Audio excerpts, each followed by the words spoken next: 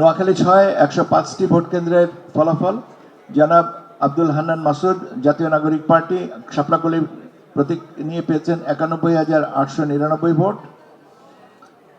আমিরুল ইসলাম জনাব আমিরুল ইসলাম মোহাম্মদ আব্দুল মালেক Bangladesh supreme party একতারা প্রতীক নিয়ে পেয়েছেন ৫০৫টি ভোট। জনাব এটিএম নাবিউল্লাহ জাতীয় পার্টি লাঙ্গল প্রতীকে পেয়েছেন ২৮০ ভোট। জনাব তানভীর উদ্দিন রাজীব স্বতন্ত্র প্রার্থী ফুটবল প্রতীকে পেয়েছেন ৩,৭৬৪ ভোট। জনাব মোহাম্মদ আজহার উদ্দিন গণ অধিকার পরিষদ ট্রাক প্রতীকে পেয়েছেন ১৯১ ভোট।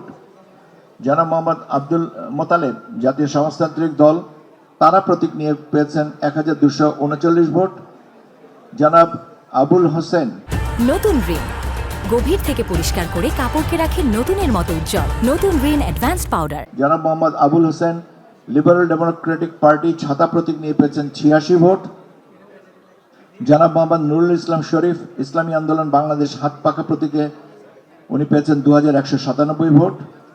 জনাব মোহাম্মদ ফজলুল আজিম স্বতন্ত্র প্রার্থী হরিণ প্রতীক নিয়ে পেয়েছেন ৪,৭৮৩ ভোট এবং জনাব মোহাম্মদ মাহবুবুর রহমান বাংলাদেশ জাতীয়তাবাদী দল ধানের শীষ প্রতীকে পেয়েছেন ৬৪,০২১ ভোট।